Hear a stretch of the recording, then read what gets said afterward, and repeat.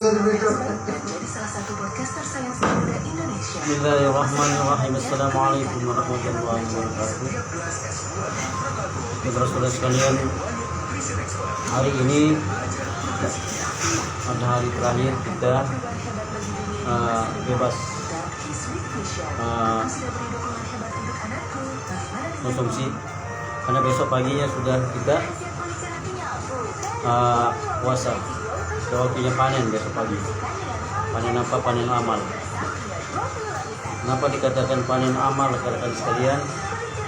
Karena amal-amal yang hari-harinya sunnah, kalau kita ibadah besok akan jadi terhitung wajib. Soalnya luar biasa ya. Sebaliknya, amal-amal wajib yang biasa kita di luar bulan Ramadan akan dilipat gandakan. Jadi bagi kita yang malas-malas ibadah, untuk mempanen yang double dari satu amalan dapat banyak amalan, yaitu di puasa besok pagi kita banyak amalan di bulan. Kita sambut dengan senang hati, dengan gembira ya. Gampang aja mencari pahala. Kita ini akhir zaman. Allah katakan di akhir zaman ini ditumpuk amalnya kita, dilipat gandakan amalnya. Beda dengan umat-umat terdahulu. Kita ini umat terbaik. Untuk rahmatin ukhrijat linnas ta'muruna bil ma'ruf wa tanhauna 'anil munkar. Kita ini dari umat-umat yang dulu itu, kita umat yang terbaik ini. Yang diberikan sama seperti dengan nabi-nabi dulu yang menyampaikan kebaikan kepada seluruh. Nah, itu amal yang terbaik. Kalau kita ajak teman-teman kita sedakwah kepada saudara kita untuk beramal, maka dapat kita juga pahala. Nabi-nabi sebelumnya atau umat-umat sebelumnya itu nggak dapatkan gelar ini. Kita manfaatkan itu. Ingat saudara sekalian, dunia ini memang penuh dengan rintangan hawa nafsu. Tapi sekali-sekali kita baliklah sadar, mengingatkan hal itu, adanya nafsu. Kalau kita ingat nafsu itu, maka bisa kita sampingkan nafsu itu. Artinya apa? Kalau diikuti pun nafsu itu, maka akan berkurang itu kebaikan. Itulah bedanya kita sama makhluk lain.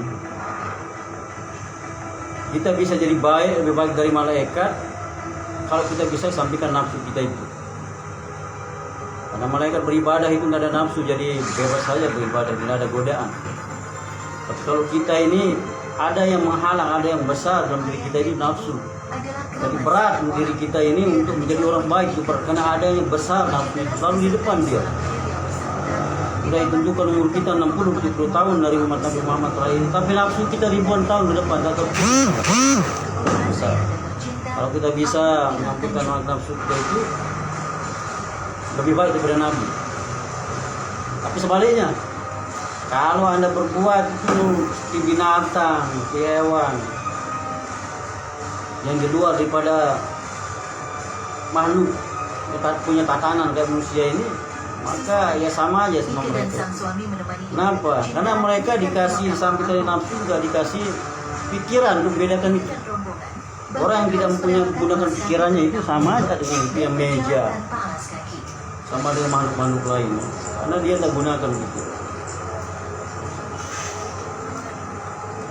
Rekan-rekan, mungkin dari sahabat dulu sudah banyak juga yang masuk.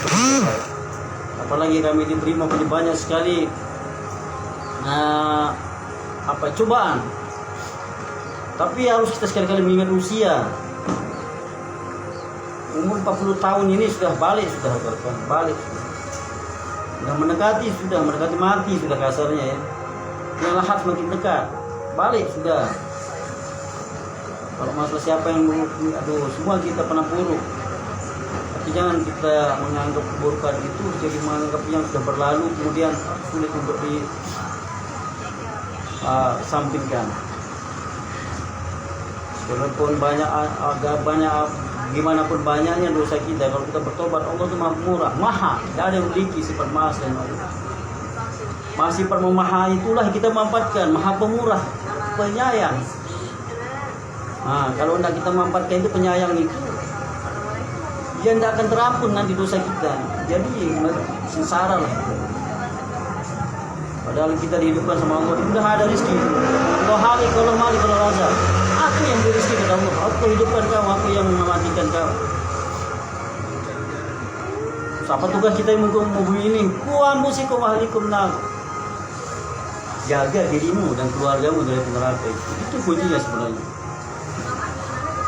Sekalipun memang ada Allah berikan syariat untuk mencari rezeki, tetapi dalam cara mencari rezeki, dalam mencari rezeki itu di sana kita dapat ridhonya Allah. Kita caranya gimana? Caranya yang telah dicontohkan oleh baginda Rasulullah. Kalau kita berada di dalam ruang lingkup Rasulullah, contoh-contoh dari Rasulullah, maka akan kita selamat. Orang siapa? Apabila umat ini rusak, tapi kita selalu berpegang teguh kepada sunnah Rasulullah, maka selamat insya Allah. Katakan ya, mari saya mengajak, tapi kita tidak sungguh nanti di akhirat. Siapa tahu dengan saya mengajak ini, saya masih jelek ini, tetapi dengan saya mengingat bahasa saya ini, saya juga sadar dengan diri saya sendiri. Dan ulama katakan itu, kalau kita ingatkan orang, maka telinga yang paling dekat adalah telinga kita, maka kita lah yang paling sadar. Mengajak orang bukan berarti kita mengajari orang. Mengajak, ada pengguru misalnya sekarang menyampaikan tausiahnya, kita ajak, ayo kita ikuti tausiah di sana, itu mengajak. Bukan kita yang menyampaikan tausiah, tapi kita mengajak. Ya. Para ustaz juga saya sampaikan, guru sampaikan, kalau kita tidak ikuti caranya Nabi beribadah, maka tertolak dia. Karena ada contohnya segala sesuatu. Kita tidak bisa menggunakan akal dalam hal ini. Apa yang disampaikan oleh Nabi telah dicontohkan, kemudian disampaikan kepada ulama ini, guru ini, itu sudah dia. Ulama warasatul anbiya.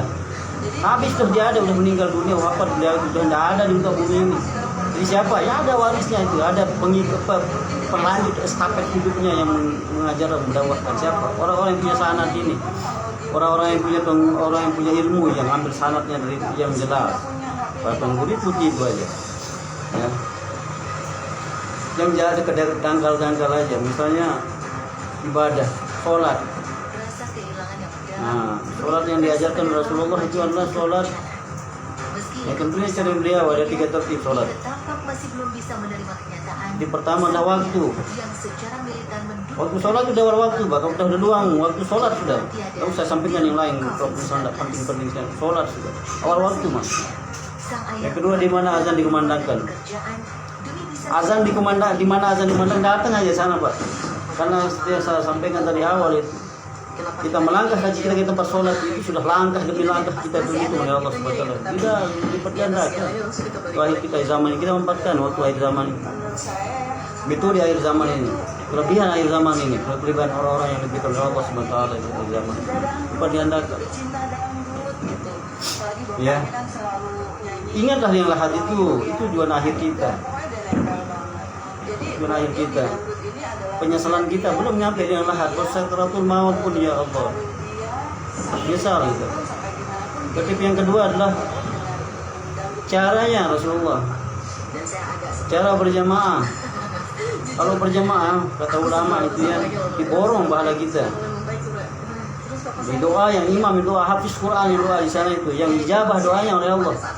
Maka nanti kalau dia doakan kita sama ulama itu sama imam itu, maka kita yang dijabah itu. Tapi kalau kita doa sendiri, baru selesai maksiat, baru selesai melihat aurat, baru selesai ngomongkan orang, ya sulit dijabah. Tapi kalau nanti imam yang doa di sana, insya Allah. Siapa jemaah datang yang sama mengajar. Kemudian yang ketiga adalah awal waktu, cara berjamaah, kemudian di mana azan dikumandangkan, di masjid. Jalan aja ke masjid. Jalanlah ke masjid. Jangan terlalu lama di tempat itu. Saya pernah ketemu kemarin sama senior di Jakarta. Dek, siapa yang tidak tahu brimob ini? Banyak maksiat kita ini, banyak dekat dengan maksiat. Kenapa? Kita masuk kafe itu dikasih kita minuman itu gratis sama orang itu. Tempat-tempat kalau kita duduk, tempat-tempat tidak jelas itu cewek-cewek pada dekat. Kayak disodorkan kita maksiat itu. Kalau hendak kita bisa mengcounter itu cepat. Ingatlah yang lahat. Itu aja yang akan istilahnya memberikan kita sedikit tekanan kepada diri kita untuk berbuat yang ganda, yang lahat. Dan saya ini sebenarnya udah umur 43 tahun. 43 tahun ini kemarin rasanya itu kami pendidikan umur 18 tahun dan tas itu masih bagus. Udah 25 tahun yang berlalu rasa kemarin saja tiba-tiba sekarang udah 43 tahun. Sedangkan batas kita normal hidup mungkin 60 tahun itu banyak menderitanya. Kalau sholat pun udah sempurna kan nih. Terus kapan kita pergi sholat kalau waktunya sekarang muda ini, sekarang sempurnakan rukuk sujud kita. Sekarang lah kita pergi memanfaatkan, jangan tunggu tua lah. Jangan tunggu tua, karena udah sempurna. Nanti dipertanyakan waktu muda kita, dipertanyakan nanti waktunya kita sehat untuk mencari ilmu, sehat berpikir, menyampaikan yang baik kepada saudara-saudara kita. Sampaikan. Nah, tugas kita itu ampus aku ahlikum naro. Itu tugas kita di muka bumi ini, jaga diri kita di api neraka. Jaga bagaimana? Tentunya dengan ibadah. Gak ada cara lain, ibadah aja. Gak usah neko-neko, gak usah dengar tausiah dia ceramah-ceramah yang ada dalilnya itu. Pernah saya disampaikan itu, adik, kamu sekarang apa artinya zikir? Niat Allah. Sholat niat Allah. Apa ini dia pusing-pusing sholat, zikir aja biar tiap sholat. Nah kayak gitu ya. Ikuti ulama yang udah ada ilmunya, istilahnya udah sanadnya udah jelas para ulama ini. Tanda daripada ajarannya betul lah berani disampaikan di depan umum, di lapangan berani disampaikan itu. Ayo. Kalau memang udah berani katakan zikir itu sampai ganti sholat, sampaikan di depan lapangan umum, waktu masjid. Tidak usah sholat-sholatku ganti ya zikir. Kalau anda dilempar sama batu, artinya betul? Tidak betul. Dari sholat aja, tidak usah tinggi-tinggi kita ini ya.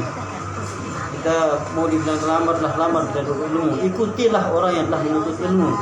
Para ulama ini ikuti. Insya Allah lagi 17 tahun 60 tahun umur 60 tahun apa yang bisa kita kerjakan. Makan pun jangankan kerja, makan pun sudah tidak bisa di sana. Kasih bebalung sudah tidak berani, nanti stroke.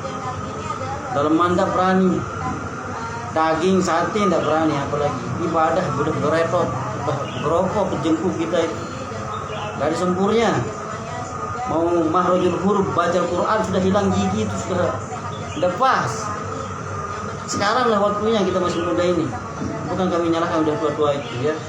Karena orang udah tua-tua ini mungkin dia sudah mudanya juga, dia sudah istiqomah. Saya mengajar. Jangan terlalu lama di tempat itu ya. Gimana caranya? Seperti yang banyak diceritakan dalam kitab-kitab itu, untuk menepis daripada nafsu yang tinggi itu, kita lihat penyebab awalnya dulu. Apa penyebab awalnya? Kita terpengaruh oleh lingkungan. Kalau lingkungan, misalnya lingkungan di tempat-tempat banyak, maaf ini ya, kata yang masih berminum sedikit tidak, kita nanti sedikit tahu tentang indahnya minum, indahnya, enaknya sedang lost control itu. Jadi kebahagiaan itu, nanti kesenangan itu yang ada di otak kita. Tapi coba kembali ke lingkungan yang masjid misalnya, nanti akan ditemu di sana masjid sama tuan guru, sama ustaz ketemu. Maka yang dibicarakan kebahagiaan, mendekatkan diri kepada Allah. Nanti itu yang tidak dapatkan di sana. Nah, jadi yang pikiran kita bahagia itu yang mendekatkan diri sama Allah. Memang kalau kita apa istilahnya kebahagiaan itu saudara-saudara, di semua sisi ada bahagia itu. Cuman bahagia semu, bahagia yang kalau semua itu kita sendiri rasakan bahagia. Orang saling pukul itu bisa bahagia, spesial itu senang, itu bahagia itu. Karena dia cari kebahagiaan di sana. Ada lagi yang share, saya sudah hari ini jalan 90 km naik sepeda, sampai ada yang mati juga dari sepeda itu. Bahagia dia senang mereka, karena dia cari bahagia di sana. Ada yang cari kebahagiaan itu olahraga, naik gunung, sampai di atas turun lagi gunung itu. Ya tapi tidak bisa kita salahkan karena bahagianya di sana dia cari. Ya bisa kita salahkan. Tetapi juga nanti kalau kita cari bahagia di jalan Allah yang seperti ditentukan oleh Allah itu, nanti itulah bahagianya hakiki. Gimana cara membedakan mana yang lebih bahagia sebenarnya? Gini. Kebahagiaan itu kalau sudah bisa merasakan mengalahkan penderitaan, itulah yang bahagia yang sebenarnya. Nah, kalau misalnya kita senang minum sekarang, mabuk, bahagia. Tapi kalau kita masih pukul sakit, itu masih belum, sekalipun senang. Bahaya nak katanya. Tetapi sahabat dulu pernah ada kena panah. Pernah ada kena panah sahabat dulu pada perang. Kemudian para sahabat yang lain itu menarik panah tersebut. Kesakitan beliau, Allah alam, namanya ini riwayatnya aja kita ingat ya. Lalu dia minta izin, mungkin ini umur saya yang terakhir sudah desin sholat 2 rakaat. Lalu dia sholat 2 rakaat, saking nikmatnya panah itu. Nah pada saat nanti dia janji, dan pada udah selesai sholat, boleh sudah cabut sudah. Dia jangan sholat 2 rakaat. Pada saat ada lagi sujud, maka panah itu dicabut oleh sahabat yang lain.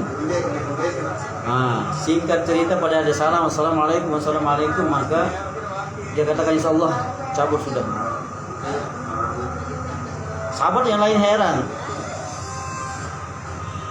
apa yang dicabut? Panah. Udah tadi pada saat kamu sujud. Masya Allah. Nah kenapa? Itu kenikmatan para sahabat di ibadah mengalahkan penderitaan, itu sebenarnya kenikmatan yang benar. Dan kenikmatan itu yang kita dapat di muka bumi lagi 1000 kali lebih nikmat dengan di akhirat akan diberikan oleh Allah Taala. Sedikitnya aja sini dunia. Sebagian aja kenikmatan, sebagian penderitaan, sebagian aja di sini menderita nih paling mati selesai menderita. Tapi di akhirat menderita tak mati-mati. Insyaallah. Enggak pernah terpikirkan panasnya api ini panas api, tapi panasnya akhirat api akhirat enggak pernah terpikirkan kata ulama. Di mana panasnya?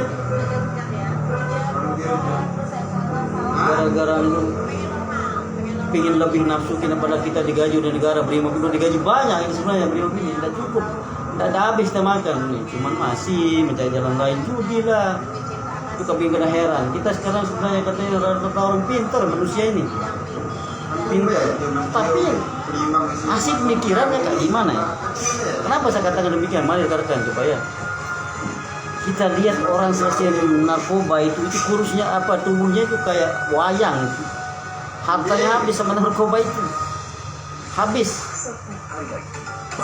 Anak istrinya tinggalkan dia. Heran enggak kalau sekarang ada yang anak-anak muda lagi baru mencoba itu. Kan habis pikir gitu. Udah tahu dampaknya kayak gitu. Udah tahu hasil kayak gitu akan badan berkuri sakit, harta habis, anak istri tinggal sama anak istri.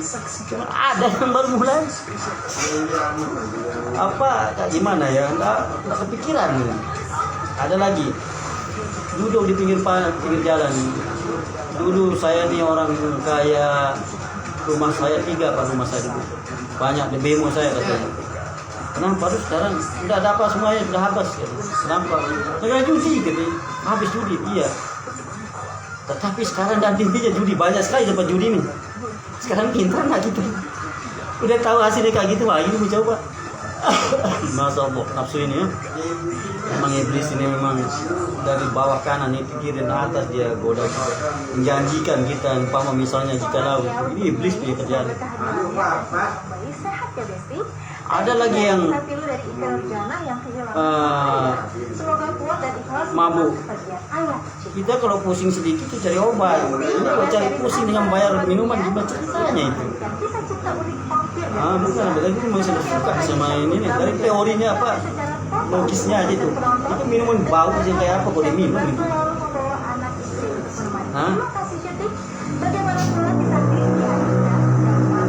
Ini nggak habis pikir tapi itu dah. Allah sudah katakan jangan dekati tempat itu. Dari awal kita kembali kepada lingkungan, kan tinggalkan lingkungan itu. Tidak kuat nanti diri kita tidak kuat lawan nafsu itu.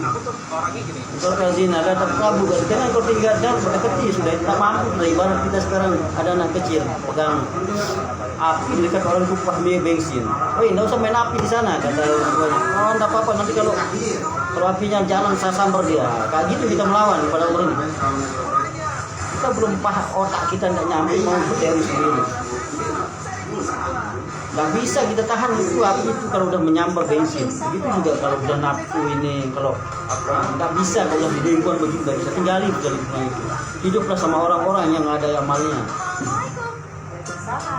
Ya, sekalian ini sebenarnya apa yang saya katakan ini untuk saya sebenarnya, untuk diri saya sendiri. Bahkan itu sudah baik untuk saya. Apapun pun kita kerja, jangan jadikan yang udah halal menjadi haram. Kenapa? Udah halal kita dapat gaji, pakai judi, haram lah jadinya, itu campur dia. Percayalah kalau Allah itu bukan 1 tambah 1 2, bisa 1 tambah 1 10 yang lain. Allah juga hendak begitu. Kalau misalnya ada suatu hal yang kita sakit atau jauh, ya tidak sholat di tempat itu. Pertama kalau udah misal, tapi ini masalahnya kita karena Allah azan berkumandang, kita ini malah santai-santai, sekolah nggak dengar. Sekarang saya contohkan di komandan kami aja. Kalau apa istilahnya komandan kita tidak manggil 2 kali saja sudah bisa kita dipindahin sana ke sapi sana. Nah, nggak ikuti sudah. Nah ini Allah yang menciptakan kita ini tidak kita ikuti gimana? Untung ada sifat Rahman Rahimnya Allah ya, kasih sayang, maha pengasih Allah. Makanya kita dibiarkan hidup. Kalau saya mungkin bisa bunuh orang-orang yang tidak mau istilahnya pindahkan saya seandainya. Cuma Allah maha pemurah ya. Ibadah. Biar kita suasanakan lingkungan kita, apalagi Lombok ini 1000 masjid. Mari kita ramekan masjid ini. Banyak teman-teman kita yang sampaikan suatu kalimat yang berjamaah, tapi gini aja kalimatnya yang selalu mereka di awal lah mubayinnya, di awal ceramahnya mereka katakan gini. Ini kalimat yang udah baku mereka siapa biasanya kalau ceramah itu awal. Allah Subhanahu wa taala, sesungguhnya Allah Subhanahu wa taala telah meletakkan kejayaan, kesuksesan, kemuliaan, kebahagiaan umat manusia ini di dunia, lebih-lebih di akhirat kelak itu hanya pada amal agama sempurna. Sejauh mana manusia itu melaksanakan amal di dunia ini, maka sejauh itu pula kebahagiaannya di dunia ini, lebih-lebih di akhirat kelak. Titik. Jadi tidak ada judi itu, dimabuk itu bahagia itu musik, tidak ada. Pakaian yang mewah tidak ada bohong itu, bohong. Malah nanti akan jadi apa istilahnya, kita mewah kita pakai jadi gunjingan orang, ya. Jadi kebahagiaan sebenarnya beribadah. Kalau kita ibadah jangan sombong lagi. Oh saya ini kuat ibadah, jangan. Allah tidak suka orang sombong. Ibadah aja sudah, kasih sayang sama manusia, sama makhluk. Semuanya sayang. Kalau ada perlu dibunuh, tidak usah dibunuh. Ya. Sayang sama teman itu sayang. Ada waktunya kita marah. Malah kita kalau lecehkan keluarga kita, lecehkan harga diri, haram kita mundur. Kehormatan anak kita, kehormatan istri kita mau diambil semua orang, mati di sana jihad. Ada waktunya, tapi kalau masa sama teman panjang ngalah lah. Kan kita punya Allah sudah atur kita ini, nanti Allah akan mengangkatkan peran sama mereka yang mengatur kita yang sudah atur Allah. Ya nih, ada komen oh ya nih. Jemo. Komen lah. Ini kita jaga DBI. Ambil duduk sekarang hari Minggu. Ada giat, hanya duduk mantu-mantu.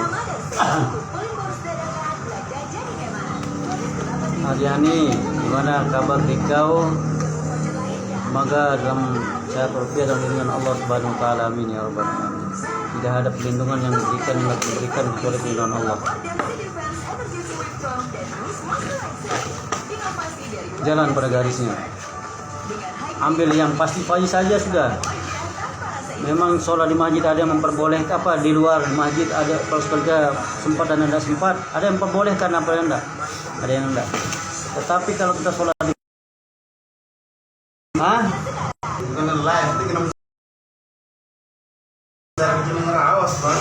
kita ngomong basa-basi aja ini.